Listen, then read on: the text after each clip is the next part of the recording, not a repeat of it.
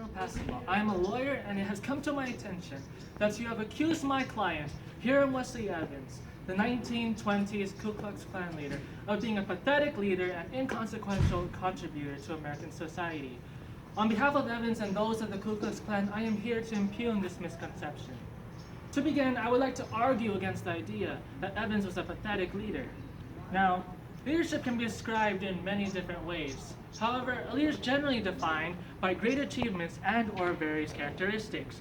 Evidently, Evans possesses both. Exhibit A, Klan membership. Historians such as Thomas Pegram acknowledge the idea that under Evans, Klan reached record enrollment. Under Evans, the Klan saw sky-high membership increase, peaking at what some historians say to be 6 million members. Never before has there been so many knights in the organization, and even to this day there has not been a greater amount. Exhibit B, Klan expansion. Going hand in hand, wrong one. Exhibit B, Klan expansion. Going hand in hand with increased membership, the Klan was also able to expand into many states. The top map represents the Ku Klux Klan before Evans, and as we can see, the Klan was mostly active within the area formerly known as the Confederacy during the Civil War.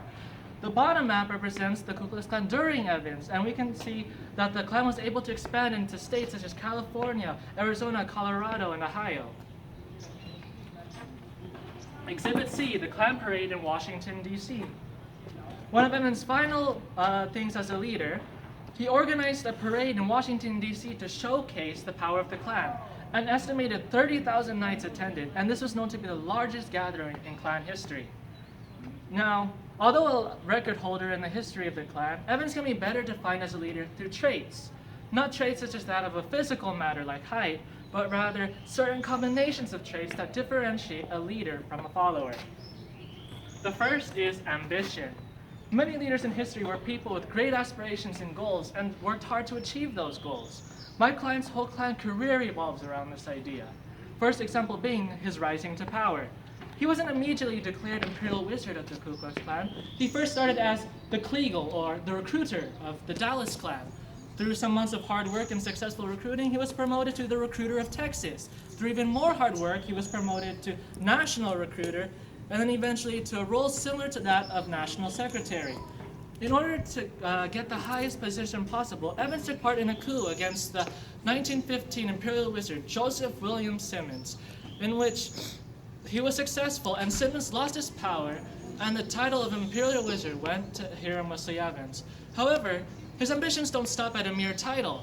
His next goal was to have the Klan achieve political influence within the American government. He encouraged Klansmen for political activism both locally and nationally. He discouraged vigilante acts as to not hamper the political efforts, and used the massive population of the Klan to influence national elections such as that of Calvin Coolidge, 30th U.S. President. Through his efforts, the Klan had more political influence than ever before. And finally, throughout his whole political career, Evans advocated for a change in the immigration system of the United States. He would provide the statements that proved immigration was a bad thing, and he would suggest countless ideas for reform, such as the three cardinal tests: intelligence, health, and wholesome homes. Now, many leaders in history were great readers or speakers. Evans, again, was both. And through his great writing and speaking skills, we can derive 4 different characteristics that are essential to a leader. The first being honesty.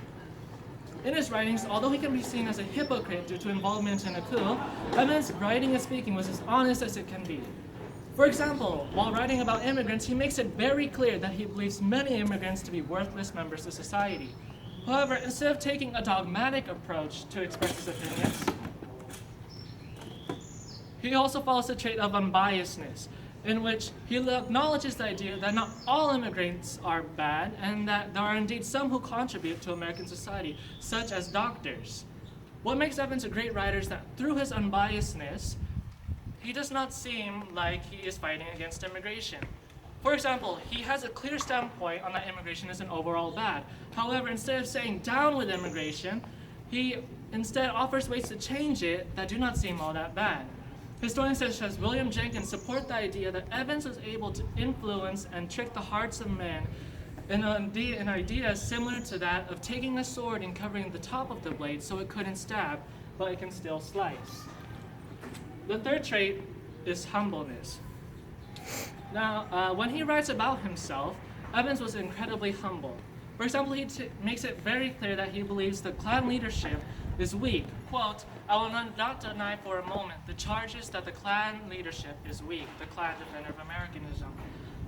Throughout various responses to critiques, Evans would never deny the fact or the accusations against him that he was an ineffective leader, although he was not. And the final trait, evaluative.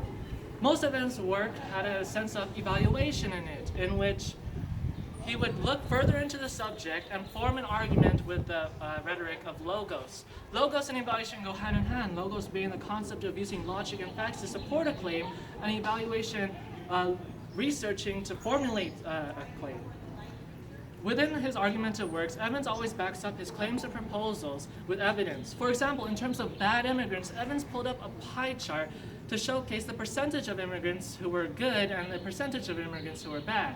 He even pulled up a statistic about the general ethnicities of immigrants that were considered good and the general ethnicities of the immigrants that were considered bad.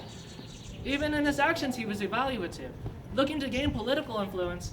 After he researched into the current situations in politics and the best points of entry, Evans created a plot to achieve political influence by influencing both local and national elections. While the Klan was failing, Evans looked for a way to stop the decline of the Klan and came up with the idea of the Washington, D.C. March to showcase how much power the Klan still had. And lastly, the trait of acceptance.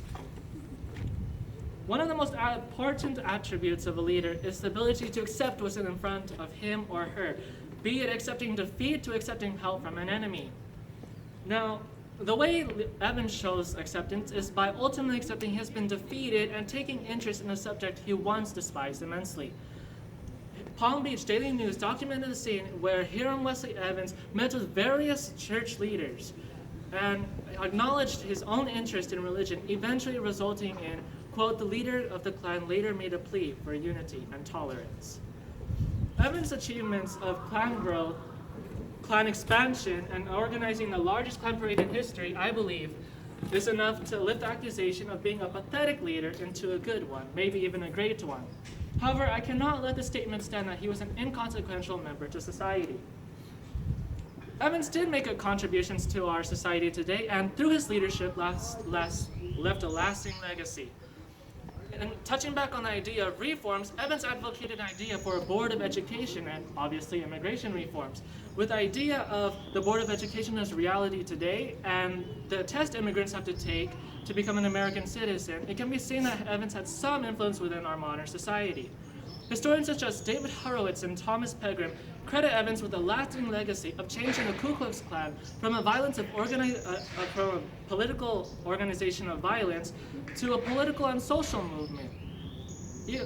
Klan members arguably today are still more focused on politics and society rather than violence, such as the Loyal White Knights, in which on their website they make it a point not to bring any weapons during any of their gatherings.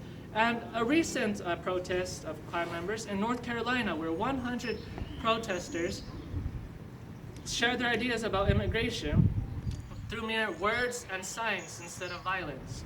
And finally, Leonard Moore credits Evans' efforts as not merely a movement about persecuting ethnic minorities, but rather a movement that promoted the ability of the average citizen to influence politics and to influence society and government, an important outlook or an important response to the social conditions of the 20th century.